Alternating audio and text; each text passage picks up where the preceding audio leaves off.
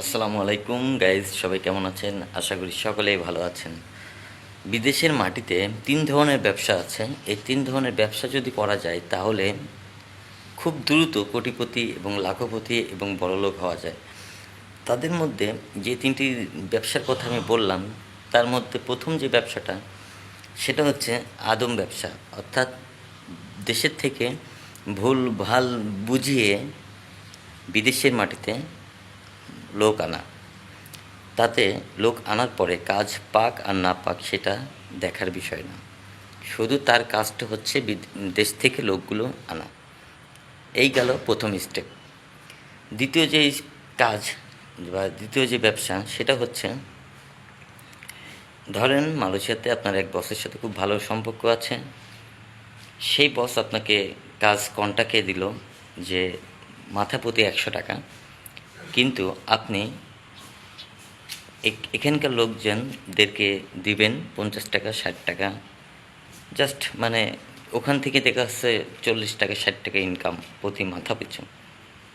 তৃতীয় যে ব্যবসাটার কথা বলছি সেটা হচ্ছে, বিদেশ থেকে বিদেশের মাটিতে অনেক প্রবাসী আছেন যারা কাজ পান না, যারা বেকার ঘুরে বেড়াচ্ছেন, কাজ পাচ্ছেন না। তারা যদি তাদেরকে আপনি কাম দিতে পারেন, তাহলে মাথাপিছু কিন্তু 400-500 রিঙ্গিত করে পাচ্ছেন। তো 400-500 রিঙ্গিত বলতে যদি 500 রিঙ্গিত হয় তাহলে বাংলাদেশি টাকায় প্রায় 10,000 টাকার উপরে। এই তিনটি ব্যবসা যদি মালয়েশিয়াতে করা যায় তাহলে অল্প সময়ে বড়লোক হওয়া যায়, অল্প সময়ে কোটিপতি হওয়া যায়। আরেকটি ব্যবসা আছে, এটা হচ্ছে বোনাস হিসেবে বলছি। সেই ব্যবসাটি হচ্ছে, মালয়েশিয়া থেকে বাংলাদেশে টাকা পাঠানোর বৈধ অনেক উপায় থাকলেও বাংলাদেশ থেকে মালয়েশিয়াতে টাকা পাঠানোর বৈধ তেমন উপায় নেই। তো অনেক সময় হয় কি, বাংলাদেশি প্রবাসীরা কাজকাম থাকে না, টাকা পয়সা থাকে না, বাড়ি থেকে টাকা আনতে হয়। সেই ক্ষেত্রে এখানে বেশ কিছু মালয়েশিয়াতেই বেশ কিছু বাংলাদেশি আছেন যারা বাংলাদেশি বিকাশ নাম্বারে টাকা ঢুকাইয়ে এখান থেকে রিঙ্গিত দেয়। আমি কি কথাটা আপনাদের হয়তো বোঝাতে পারিনি। ধরেন আমি আছি এখানে, এখন আপনার টাকা লাগবে, আমি আপনাকে একটি বিকাশ নাম্বার দিব, ওই বিকাশ নাম্বারে আপনি টাকা দিবেন, আমি আপনাকে এখান থেকে রিঙ্গিত দিব।